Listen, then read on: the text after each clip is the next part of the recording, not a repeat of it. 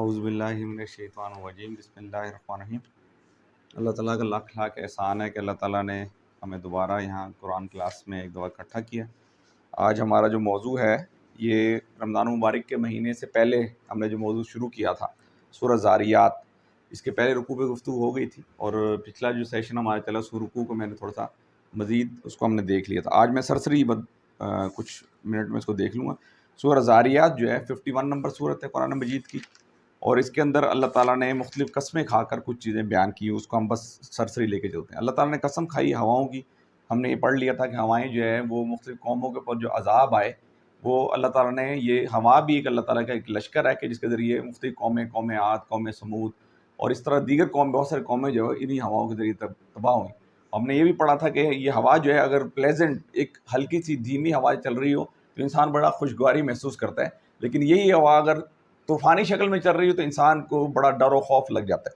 تو اللہ تعالیٰ نے یہاں پر قسم کھائی ہواؤں کی، اور پھر دوسری نمبر پر قسم کھائی پھر پانی سے لدے ہوئے بادل اٹھانے والی ہیں۔ یہی ہوائیں ہیں، یہ پانی سے لدے ہوئے بادل اٹھانے والی ہیں، پھر صبر رفتاری کے ساتھ چلنے والی ہیں، اور ایک بڑے کام بارش کی تقسیم کرنے والی ہیں۔ اور پھر اللہ تعالیٰ کہتا ہے کہ جس چیز کا تمہیں خوف دلایا جا رہا ہے وہی سچی بات ہے، اور جزائے اعمال پیش آ کے رہنا ہے۔ وَإِنَّ الدِّينَ لَوَاقِعٌ، کہ اور جزائے اعمال واقع ہو کے رہنا ہے۔ ہم نے یہ سورہ فاتحہ کے اندر بھی پڑھا، الحمدللہ رب العالمین الرحمن الرحیم مالک یوم الدین، اس دن کا مالک ہے۔ اب یہ تھوڑا سا ایک لطیف سا فرق ہے ان دونوں کے اندر، دین اور دین میں فرق ہے۔ دین ہوتا ہے یعنی وہ اس دن کا مالک، پورا کامل ہول، یعنی کمپلیٹ کوڈ آف لائف، یہ اس کو کہتے ہیں دین۔ اور دین کہتے ہیں ریباؤنڈ، یعنی کوئی آپ اس دنیا کے اندر جو نام اعمال کرتے ہیں، دنیا کے اندر جو آپ نے جو بویا ہے اس کو کاٹنے کا دن ہے، وہ دن آئے گا کہ جو ریباؤنڈ ہو کے آپ کے پاس آئے گا، جو جس طرح آپ نے یہاں بویا ہے اس طرح آپ کو وہاں کاٹنا پڑے گا۔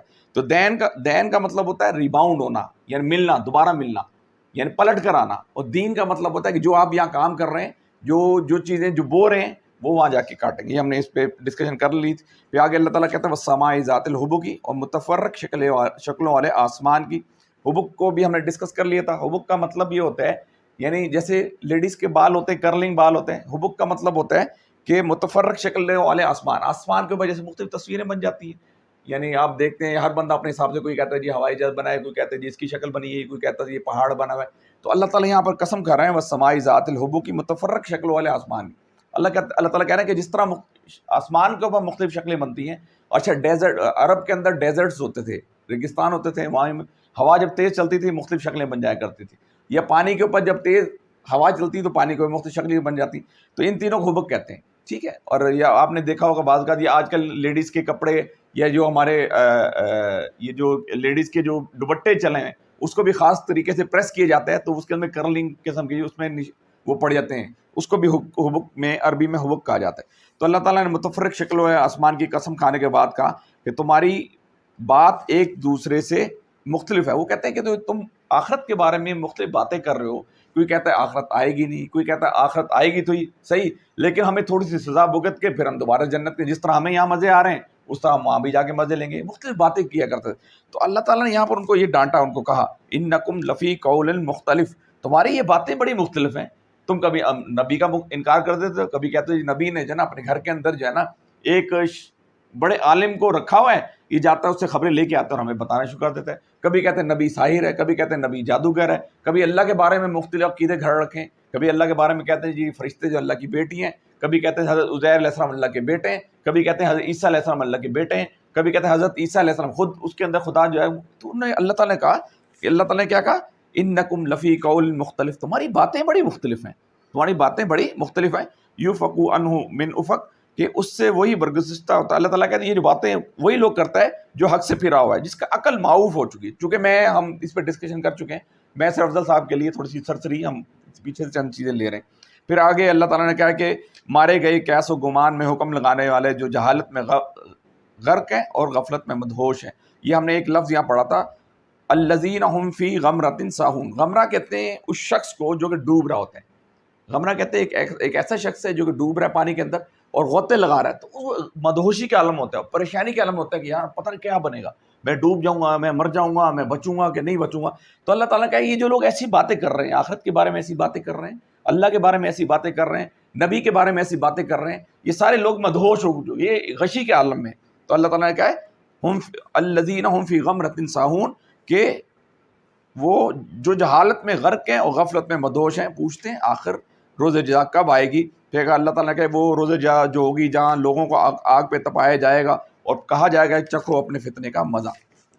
پھر آگے کہا جس چیز کو تم جلدی بچا رہے ہو، وہ کہتے ہیں جلدی، نبی کو کہتے ہیں تم جلدی لے آؤ آخرت. تو اللہ تعالیٰ نے کہا کہ جس چیز کے تم جلدی مچا رہے ہو، وہ جلدی مچا رہے وہ آ کے رہنی. البتہ متقی، اب یہاں جنت والوں کو تذکرہ کہ متقی لوگ جنت میں ہوں گے، باغوں میں ہوں گے اور اپنے رب سے خوشی خوشی اپنے انعامات لے لے ہوں گے، اور اس دن کے آنے سے پہلے وہ نیکوکار تھے. اس لیے جو ہے نا، اچھا اب نیکوکار لوگوں کی یہاں صفات ہم آلریڈی ڈسکس کر چکے کہ نیکوکار لوگوں کی صفات بتائی جا رہی ہیں کہ وہ راتوں کو کم سوتے تھے، پھر وہ وہی رات کے پچھلے پیروں میں معافی مانگتے تھے، اور ان کے مالوں میں حق تھا، سائل کا بھی اور محروم کا بھی. اچھا یہ بتائیں سائل و محروم کے حق کے بارے میں کیا ڈسکشن ہوئی تھی ہماری کل پرسوں؟ میں نے آپ کو بتایا تھا کہ سائل وہ ہوتا ہے کہ جو سوال کرتا ہے، یہ اس سے لفظ نکلا سائل. اپنا فراز بھائی، ہم نے سائل و محروم کے بارے میں کیا ڈسکشن کی تھی؟ میں نے یہ کہا تھا کہ جو سائل ہوتا ہے کہ جو ڈیمانڈ کرتا ہے، جیسے اکثر چوکوں پہ آپ نے دیکھا ہوگا وہ کہتے ہیں مانگ لیتے ہیں. محروم ہوتا ہے کہ جس کے پاس کوئی چیز تھی، میرے پاس گاڑی تھی چوری ہو گئی، میں محروم ہو گیا. یعنی محروم ہوتا ہے کہ جس کے پاس کوئی چیز تھی بعد میں اس چیز سے محروم ہو گیا. تو یہ کہہ رہے ہیں کہ جو نیک لوگ ہوتے ہیں راتوں کو کم سوتے ہیں، اور ان کے مالوں میں سائل کا بھی حق ہوتا ہے، محروم کا جو مانگتے ہیں ان کو بھی دیتے ہیں، اور جو محروم ہو جاتے ہیں ان کا بھی خیال رکھتے ہیں. اچھا یہاں پر ایک بات چھوٹا سا لطیف نقطہ ہم نے ڈسکس کیا تھا، یہ جو ہم 2.5% جو زکوٰۃ، میں نے آپ کو کہا تھا کہ زکوٰۃ اس کے اندر شامل نہیں، زکوٰۃ سے ہٹ کر یہ چیزیں بتائی جا رہی. نیکوکار لوگوں کی یہ صفت بتائی جا رہی ہے کہ وہ زکوٰۃ سے ہٹ کر خرچ کرتے ہیں.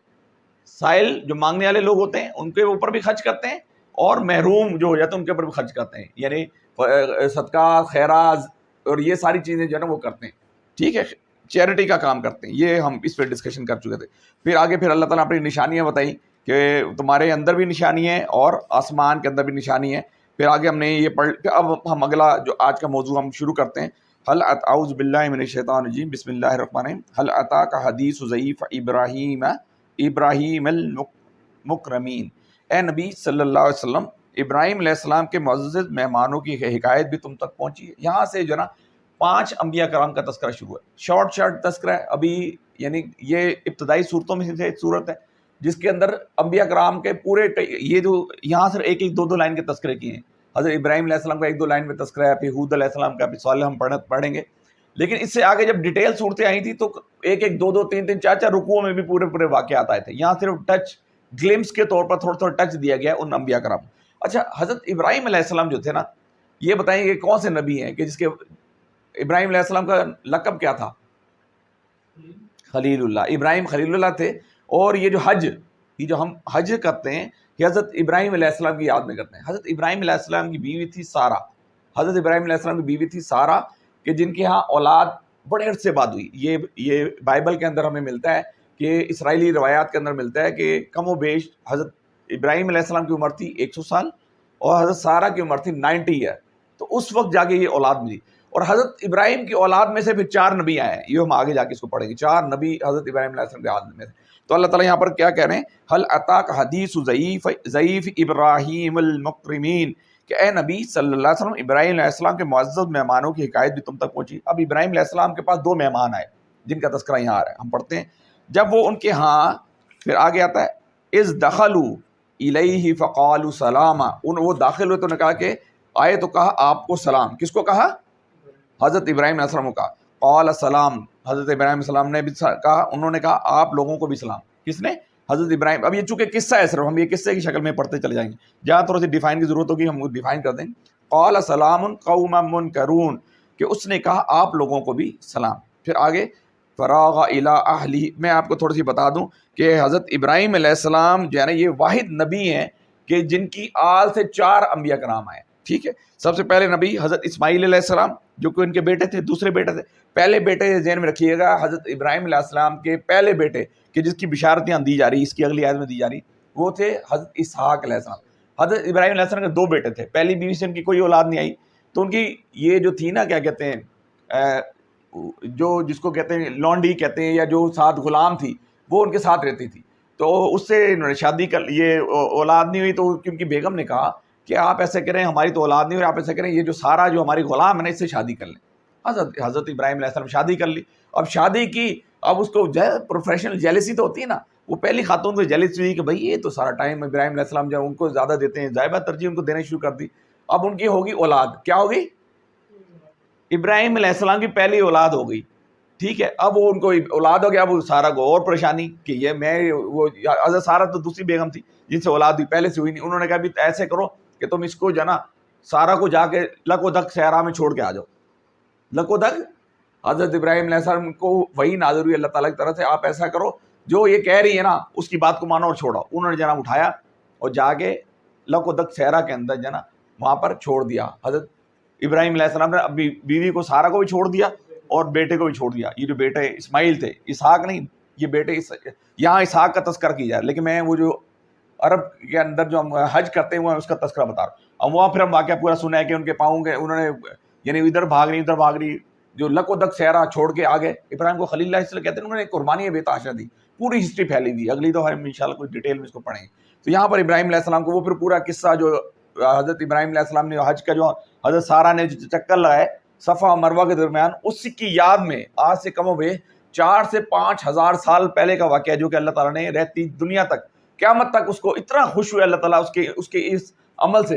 حضرت ابراہیم علیہ السلام ان کی بیوی ان کے بیٹے کے اس عمل سے اتنا خوش ہوئے کہ اللہ تعالیٰ نے ان کو کہا ان کی اس سنت کو تا حیات زندہ کر دیا. تو یہاں پر ان کا تذکرہ حضرت اسماعیل علیہ السلام ایک نبی ان کی آل سے گزرے, دوسرے حضرت اسحاق علیہ السلام وہ بھی ان کے بیٹے وہ ان کی آل سے گزرے, حضرت یعقوب علیہ السلام وہ بھی ان کی آل سے گزرے, اور حضرت یوسف علیہ السلام جو وہ بھی ان کی آل سے گزرے. اچھا, کچھ ناشنا لوگ تھے جو کہ آئے پھر چپکے سے اپنے گھر والوں وہ جو تھے حضرت ابراہیم علیہ السلام چپکے سے اپنے گھر والوں کے پاس گئے اور ایک موٹا تازہ بچڑا لا کر مہمانوں کے آگے پیش کر. اچھا, یہ عرب کے اندر جانا, میں صرف عربی اس لیے نہیں پڑھ رہا کہ ہمارا ٹائم زیادہ لگ جائے گا, کیونکہ فراز بھائی نے ٹائم کی لمٹ ہمیں تھوڑی سی کم دی ہوئی, ٹھیک ہے.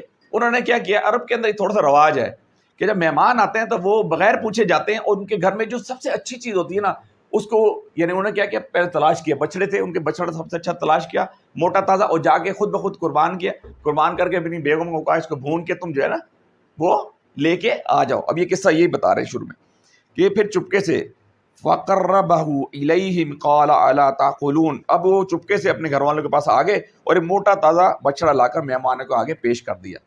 اچھا, اب کیا ہوا, اس نے اب ابراہیم علیہ السلام نے پیش کیا فَأَوْجَسَ مِنْهُمْ خَيْفَةً, اب اس نے پیش تو کر دیا لیکن دیکھا کہ وہ جو مہمان ہیں وہ کھا نہیں رہے, وہ بچہ کھا نہیں رہے, ان کو تھوڑا خوف ہوا. پھر کیا, یہ دیکھیں فَأَوْجَسَ مِنْهُمْ خَيْفَةً قَالُوا لَا تَخَفْ وَبَشَّرُوهُ بِغُلَامٍ عَلِيمٍ. وہ بڑے پریشان ہوئے کہ یار, کیونکہ وہاں ایک روایت تھا کہ جس سے دشمنی ہوتی تھی اس کا نمک حرام تھا, جس سے دشمنی ہوتی تھی, میری اگر آپ سے دشمنی ہے تو میں آپ کا نمک حرام ہے, میں آپ کے گھر آ کے کچھ کھاؤں نہیں. تو حضرت ابراہیم علیہ السلام کو خوف طاری ہوا کہ یار یہ کہیں دشمنی کے, آج کل تو کیا ہوتا ہے جس کا نمک کھاتے ہیں اسی کو گردن مار دیتے ہیں, اسی کو اڑا دیتے ہیں, اسی سے فراڈ کرتے ہیں, ایسے ہی ہے نا. لیکن اس دور میں اتنی ان کی وہ شرافت تھی, اتنی شرافت ہے کہ جس کا نمک کھا لیتے ہیں اس کے ساتھ دشمنی. اب انہوں نے جب یہ کھایا نہیں, انہوں نے تو ان کو بڑی پریشانی ہوئی لاحق ہوئی کہ بھائی کھا کیوں نہیں. پھر وہ اپنے دل میں ان سے ڈرا. کون ڈرا؟ ابراہیم جیسا. انہوں نے کہا ڈریے نہیں, ان دونوں نے کہا کہ ڈریے نہیں. قالوا لا تخف وبشرہ بغلام, اب انہوں نے کہا کہ آپ ڈریے نہیں, ہم نے آپ کو ایک غلام اس نے ایک ذی علم لڑکے کی پیدائش کا مرصدہ سنایا. ان کو یہ میسیج دے دیا کہ ہم آپ کو ایک لڑکی کی پیدائش کا وہ جو ہے وہ دیتے ہیں, اللہ تعالیٰ نے ہمیں پیغام بھیجا ہے اور ہم آپ کو یہ بتاتے ہیں کہ آپ کو ایک لڑکا پیدا ہونا ہے. اب ابراہیم علیہ السلام بڑے پریشان, ان کو سمجھ آ گئی کہ یہ تو فرشتے ہیں جو کہ انسانی شکل میں آئے, ابھی جب یہ ان کی بیوی کھڑی تھی پیچھے, اس نے سنا کہ یار میں تو 90 سال میری عمر ہے, میری 100 سال بابا جی کی عمر, 90 سال میری عمر, اور یہ انہیں کہ وہ اب کیا ہوا. دیکھیں قرآن کا میں ترجمہ پڑھ رہا ہوں, میں آگے میں نے نیچے ڈیٹیل مولانا نے بہت دی ہے, پھر انشاءاللہ زندگی رہی تو ہم اس کو پھر اگلے لیکچر جو تیسرا اور آخری رکوع ہوگا اس میں تھوڑا سا مزید اس کو دیکھ لیں گے. آج ہم صرف سمرائز کر کے موٹی موٹی چیزیں. یہ سن کر اس کی بیوی فَأَقْبَلَتِ الْمَرْأَةُ, یہ سن کر اس کی بیوی چیختی ہوئی آگے بڑھی اور اس نے اپنا منہ پیٹ لیا اور کہنے لگی بوڑھی بانج, ٹھیک ہے, بوڑھی بانج.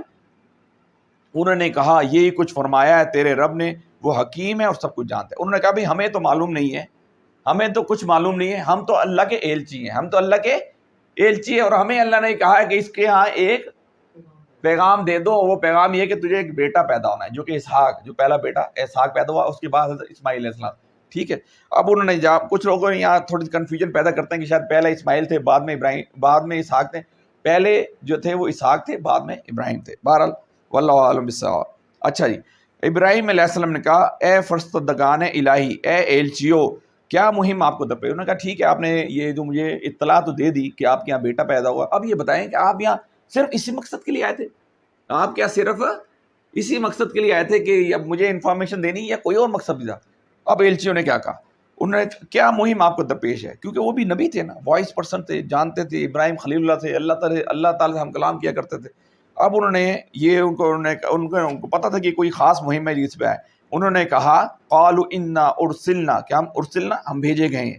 قالوا انا ارسلنا الی قوم مجرمین، انہوں نے کہا کہ ہم ایک مجرم قوم کی طرف بھیجے گئے، ہم ایک خاص ٹاسک لے کے آئے، ہم ایک خاص مشن لے کے آئے، ہم ایک خاص مشن لے کے آئے. وہ کیا مشن تھا کہ لنرسل الیہم حجارۃ من طین، انہوں نے کہا کہ ہم ایک ایسی قوم، مجرم قوم کی طرف بھیجے گئے ہیں تاکہ ان پر پکی ہوئی مٹی کے پتھر برسائیں جو آپ کے رب کے ہاں حد سے گزر جانے والوں کے لیے نشان دہ ہے. اور یہاں پر ایک قوم تھی حضرت لوط علیہ السلام کی قوم. کون سی قوم تھی؟ حضرت لوط علیہ السلام کی قوم تھی کہ جو کہ یعنی ہم جن پرستی کیا کرتی تھی. کیا کرتی تھی؟ ہم جنس پرستی کیا کرتی. تو اللہ تعالیٰ لوط علیہ السلام نے جب یہ دعا کی تو اللہ تعالیٰ نے ان کی دعا کو قبول کیا اور ان کی قوم کے ختم کرنے کا فیصلہ صادر فرما دیا کہ اس کو ختم کر دو. اور وہ قوم، انہوں نے کہا کہ ہم یہ لوط علیہ السلام کی قوم کے اوپر آئے ہیں. السلام علیکم. وعلیکم السلام ورحمۃ اللہ. تشریف. وعلیکم السلام. تشریف. اچھا جی، انہوں نے کہا کہ ہم ایک لوط علیہ السلام کی قوم کی طرف آئے ہیں، بھیجے گئے ہیں تاکہ اس پر پکی ہوئی مٹی کے پتھر برسا دیں، تاکہ اس پر پکی ہوئی مٹی کے پتھر برسا دیں جو آپ کے رب کے ہاں حد سے گزر جانے والوں کے لیے نشان زدہ ہے. یعنی ان کے جو پتھر بھیجے گئے تھے نا، وہ پتھر بھی نشان زدہ تھے کہ جس کے اوپر نشان لگائے ہوئے تھے. اللہ تعالیٰ کی طرف سے نشان لگے تو وہ ان کی طرف بھیجے گئے تھے. تو لوط علیہ السلام کی قوم جو یہ بتاتے ہیں، مولانا مودودی رحمۃ اللہ نے بڑی اس کی تھوڑی سی ایک تفصیل بیان کی ہے کہ سدوم اور امورا کی بستیاں تھیں، دو بستیاں تھیں کہ جو کہ بحر مردار، ڈیڈ سی کے اوپر واقع تھیں. اور یہ ڈیڈ سی جو ہے، یہ ڈیڈ سی کے اندر ایک چھوٹا سا جزیرہ تھا جس کا نام مولانا نے اللسان یہ لکھا ہے کہ یہ جزیرہ تھا. اس جزیرے کے اوپر یہ بستیاں، اس جزیرے کے اوپر یہ بستیاں آباد تھیں. اور پھر اللہ تعالیٰ، اب یہ دیکھیں ہم آیت اگلا پڑھ لیتے ہیں. پھر ہم نے ان سب لوگوں کو نکال لیا جو اس بستی میں مومن تھے، اور وہاں ہم نے ایک گھر کے سوا مسلمانوں کا کوئی گھر نہ پایا. یعنی صرف ایک گھر، ایک واحد گھر تھا، حضرت لوط علیہ السلام کا گھر تھا کہ جس کو اللہ تعالیٰ نے بچا لیا. باقی ساری کی ساری بستیاں جو ہیں وہ تباہ کر دی. لیکن اللہ تعالیٰ پھر آگے کہا اس کے بعد ہم نے وہاں بس ایک نشانی ان لوگوں کے لیے چھوڑ دی جو دردناک عذاب سے ڈرتے ہوں. اور وہاں ایک نشانی کیا تھی کہ بحر مردار، وہی کہتے ہیں مولانا مودودی رحمۃ اللہ نے لکھا ہے کہ یہ کسی زمانے میں تیز قسم کا جو ہے نا طوفان آیا، اس طوفان کے نتیجے میں پورا کا پورا جزیرہ جو ہے وہ یہ غرق ہو گیا. ایک سائڈ پہ کچھ حصہ بچا کہ جہاں پر انہوں نے بتایا کہ 1965 کے اندر ایک یعنی امریکی ایک جماعت تھی، امریکی ایک ٹرپ تھا کہ جنہوں نے اس کو دریافت کی 1965 کے اندر. ان کو وہاں قریب میں ایک قبرستان ملا ہے کہ جہاں 20,000 وہاں پر جو ہیں قبریں ان کو ملی. کتنی؟ یہ. اور ڈاکٹر اسرار صاحب کا میں کلپ سن رہا تھا، وہ کہتے ہیں سدوم امورا کی یہ بستیاں تھیں کہ جو کہ کیونکہ وہ بستیاں ختم ہو گئی، وہ عذاب ایسا آیا کہ پورا کا پورا ڈیمالش ہو گیا، ان کی بستیاں پوری کی پوری ڈیمالش ہو گئی. لیکن سائڈ پہ ایک قبرستان جس کا مولانا مودودی رحمۃ اللہ ذکر کرتے ہیں کہ وہ قبرستان ملا کہ جہاں 20,000 قبریں جو ہیں دریافت ہوئی. تو وہ اللہ تعالیٰ بھی خود کہہ رہے ہیں، دیکھیں کیا اس کے بعد ہم نے وہاں بس ایک نشانی، یعنی اس وقت صرف وہ قبرستان اویلیبل ہے، باقی ساری کی ساری بستی صفحہ ہستی سے وہاں پر مٹ کے رہے گی. تو یہ ڈیڈ سی بحر مردار اس کو کہتے ہیں، اس کے حوالے سے یہ بات ہے. پھر یہ ہم نے آگے ہے وفی موسیٰ اذا ارسلناہ الی فرعون بسلطان مبین، کہ اور تمہارے لیے یہ نشانی ہے موسیٰ علیہ السلام کے قصے میں جب ہم نے اسے صحیح سند کے ساتھ فرعون کے پاس بھیجا. موسیٰ علیہ السلام کا بڑا مشہور قصہ ہے، قرآن مجید میں جا بجا پھیلا ہوا ہے. اور موسیٰ علیہ السلام اور یہ فرعون کے ڈائلاگس بھی ہم نے پہلے بھی ڈسکشن کر لیے. یہ مصر کے اندر جو احرام مصر یعنی 1888 غالباً 1888 کے اندر یہ مصر کے اندر کنگز ویلی دریافت ہوئی. یہ احرام مصر دریافت ہوا کہ جہاں فرعون کی ممی بھی دریافت ہوئی. اور فرعون کی ممی کو تقریباً 70 سے 80 سال کے بعد جو ہے کیڑا لگ گیا. جب کیڑا لگ گیا تو اس کی ممی کو جو ہے فرانس لے کے آیا گیا. یہ ہم پہلے سورہ سر کے اندر غالباً اس کو تھوڑا سا وہ ڈسکشن کر چکے ہیں کہ اس کو فرانس لے کے آیا گیا. اور انہوں نے یہ کہا، جو مصر کے لوگ تھے انہوں نے کہا یہ جو کیونکہ 1988 سے پہلے یہودیوں نے یہ عقیدہ پھیلایا رکھا تھا, یہ کانسیپٹ پھیلایا ہوا تھا کہ یہ جو فرعون تھا یہ تبھی موت مرا. یہ ٹھیک ہے آیا تھا, انہوں نے کہا کہ یہ آیا تھا اپنے لشکروں کے ساتھ, اور جب سمندر کے اندر سارا لشکر چلا گیا یہ پیچھے کھڑا ہوا تھا, اور جب سمندر کے سارا لشکر چلا گیا تو اللہ تعالیٰ کے عذاب کی وجہ سے وہ سمندر مل گیا اور پانی کے اندر سارے کی طرف بہہ گئے, لیکن یہ کنار میں موجود تھا, یہ بچ گیا. یعنی 1988 تک یہ کانسیپٹ جو ہے نا 1888 تک یہ کانسیپٹ جو ہے نا برقرار رہا, 1888 تک یہ کانسیپٹ برقرار رہا, اور اس کے بعد 80 سال تک, یعنی یہ اس کے بعد بھی 80 سال تک یہ کانسیپٹ برقرار رہا. تو 80 سال کے بعد جب فرعون کی ممی کو جب کیڑا لگ گیا تو اس کی ممی کو جو انہوں نے بھیجا, یعنی پورے پبلسٹی کی, اور اس کی ممی کو پھر پتہ چلے کہ فرانس بھیجا گیا, اور وہاں انہوں نے یہ ریکویسٹ کی کہ آپ اس ممی کو یہ پتہ کرائیے کہ اس کی موت کس وجہ, ایک تو اس کا یہ ڈائگنوز بھی کیجئے کہ اس کو جو کیڑا لگ گیا ہے اس کے علاج کیا ہے, اس کا علاج بھی ڈائگنوز کیجئے, اور ساتھ یہ بھی پتہ کریں یہ کس وجہ سے مرا. تو ڈاکٹر مورس بکائے انہوں نے بڑی زبردست قرآن, بائبل اور سائنس کتاب لکھی جو کہ بعد میں مسلمان بھی ہو گئے. تو انہوں نے کیا کیا ہے, وہ اس پہ ریسرچ چلی, کافی دن ریسرچ چلی, اور اس کے بعد اس کا علاج بھی دریافت کر لیا گیا. اس کے بعد انہوں نے دیکھا, جب مائکروسکوپک اسٹڈی کی تو پتہ چلا جی اس کی یہ جو ہے نا یہ اس کے اوپر نمک کے ذرات اور ریت کے ذرات ملے. تو وہاں بھی یہ اسٹڈی اپنے پیپر لکھ ہی رہے تھے, تو ساتھ ایک مسلم سائنٹسٹ تھا, انہیں قرآن مجید کی اس آیت کے اندر یہ باقاعدہ لکھا گیا کہ یہ فرعون ہے اور فرعون غرق ہو کے مرا, اور اس کی لاش کو ہم نشان عبرت بنا دیں گے, قرآن کے اندر ہے. وہ بڑا حیران ہوا کہ آج سے 3000-4000 سال پہلے کا واقعہ, جب نہ سائنس نہ ٹیکنالوجی نہ کوئی پیپر نہ کچھ لکھنا نہ اتنی لمبی عرصے تک یہ مینوان ایک چیز کو, اگر یہ قرآن جھوٹا بھی ہے, اگر یہ نبی جھوٹا بھی ہے, تو یہ جو ہمارے سامنے ایویڈنس پڑا ہے یہ جھوٹا نہیں ہو سکتا. یہ ایویڈنس پڑا ہے کہ ڈوب کا مرا اور اس کی لاش کو نشان عبرت بنا دیں, تو اس کا مطلب یہ جھوٹا نہیں ہو سکتا. وہ جناب اس نے ریسرچ پیپر پورا مکمل کیا, پوری اسٹڈی کر کے وہ فوراً آ گیا مصر, اور اس نے مسلمان علماء کرام سے ملاقات کی. اس کے بعد رائٹنگ پیپر قرآن مجید کو اسٹڈی کرنی شروع کی, اور اس کے بعد اس نتیجے پہنچا, اس نے یہ باقاعدہ کتاب لکھی قرآن, بائبل اور سائنس, اور اس نے یہ تحقیقی مقالہ پیش کر کے کہا کہ یہ جو کتاب ہے وہ سچی کتاب ہے, اور یہ جو نبی ہے وہ سچا نبی ہے, اور ایک ایک بات اس نے اس کتاب نے پوری دنیا کے اندر تہلکہ مچا دیا. تو یہ موسیٰ علیہ السلام کا واقعہ یہاں پر بتایا جا رہا ہے کہ اچھا یہاں پر یہ ہے کہ اور تمہارے لیے نشانی ہے موسیٰ علیہ السلام کے قصے میں, جب ہم نے اسے سری سند کے ساتھ فرعون کے پاس بھیجا, اور تو وہ اپنے بل بوتے پر اکڑ گیا اور بولا یہ جادوگر ہے, یہ مجنون. یہ پورا قصہ ہم پڑھ چکے پہلے. آخرکار ہم نے اسے اور اس کے لشکروں کو پکڑا اور سب کو سمندر میں پھینک دیا, اور وہ ملامت زدہ ہو کے رہ گیا. میں نے اس کا آپ کے سامنے بریف تھوڑی ڈسکرپشن رکھ دی. اب آگے ایک نبی کی تذکرہ ہے, اور تمہارے یہ نشانی ہے عاد میں, جبکہ ہم نے ان پر ایک ایسی بے خیر ہوا بھیج دی کہ جس چیز پر بھی وہ گزر گئی اسے بوسیدہ کر کے رکھ دیا. یہ ہمیں قوم عاد جو تھی, حضرت ہود علیہ السلام کی قوم تھی, کہ جس کے بارے میں قرآن مجید میں تذکرہ تھا, ارم ذات العماد.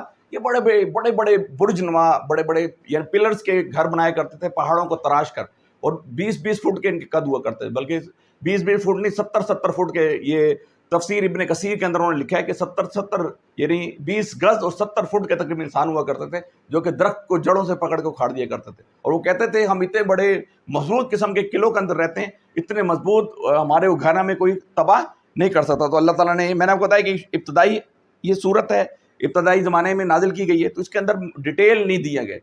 یعنی اس کے بعد جو صورتیں نازل ہوئی ہیں وہاں کی قصے ایک ایک رکوع 2-2 3-3 4-4 رکوعوں پر مشتمل ہے, یا لیکن یہاں ایک ایک 2 آیتوں پہ جسٹ گلمس کے طور پر بتایا جا رہا ہے. ٹھیک ہے, اور ہم نے اور تمہارے لیے نشانی ہے عاد میں, جبکہ ہم نے ان پر ایسی بے خیر ہوا بھیج دی کہ جس چیز پر وہ گزر گئی اسے بوسیدہ کر کے رکھ دیا. اور تمہارے لیے نشانی ہے سمود میں, قوم سمود جو تھی حضرت صالح علیہ السلام کی قوم تھی, کہ جس نے جب حضرت صالح علیہ السلام نے دعوت دی انہوں نے انکار کیا. پھر انہوں نے کہا اچھا یہ بتائیں کوئی نشانی آپ دکھا دیں, کوئی معجزہ دکھا دیں. جب کوئی قوم اس نبی سے معجزہ مانگ لیتی ہے اور معجزے کے بعد اگر وہ قوم ہدایت پہ نہیں آتی, تو اس قوم کو اللہ تعالیٰ کی سنت رہی ہے وہ نیست و نابود کر دیا جاتا ہے, ڈیمولش کر دیا جاتا ہے, ختم کر دیا جاتا ہے, صفحہ ہستی سے مٹا دیا جاتا ہے. واحد ایک قوم میں نے بتائی تھی کہ جو کہ عذاب کا فیصلہ آنے کے باوجود بچ گئی تھی. کون سی قوم تھی جی؟ ہاں, حضرت یونس علیہ السلام. واحد ایک قوم ہے حضرت یونس علیہ السلام کی قوم, کہ جس پہ عذاب کا فیصلہ آ گیا, اس کے بعد عذاب نہیں آیا. وہ ہم انشاءاللہ پھر بعد میں کسی وقت ڈسکشن کریں گے. تو یہ حضرت ہود علیہ السلام کی, یہ جو سمود علیہ السلام کی قوم تھی, یہ اونٹنی, انہوں نے اونٹنی کا معجزہ مانگا, اونٹنی کی پورا آگے انشاءاللہ ڈیٹیل آتی ہے کسی اس میں قصے میں آئے گی تو اس کو ہم پڑھ لیں گے. اور تمہارے نشانی ہے سمود میں, جب ان سے کہا گیا ایک خاص وقت تک مزے کر لو, یعنی جو نعمتیں ہیں چر چگ لو, نعمتیں کھا لو, مگر اس تنبیہ پر بھی انہوں نے اپنے رب کے حکم سے سرتابی کی.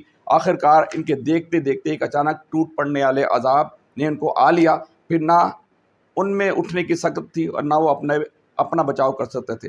پھر آخری میں جو نبی اس رکوع کے آخر میں اور سب سے پہلے ہم نے نوح علیہ السلام کی قوم کو ہلاک کیا کیونکہ وہ فاسق لوگ تھے. تو عزیزان کرام، قرآن مجید کی سورہ زاریات کا دوسرا رکوع ہم نے ڈسکشن کی. پہلے رکوع کی ہم نے پڑھ لی تھی. اس میں حضرت ابراہیم علیہ السلام کا قصہ مختصر سا بتایا گیا ہے کہ ابراہیم علیہ السلام کے پاس 2 فرشتے انسانی شکل میں آتے ہیں. ان کے ڈائلاگس کیا ہوتے ہیں؟ وہ بچڑا کھلاتے ہیں، پھر مہمان نوازی کرتے ہیں.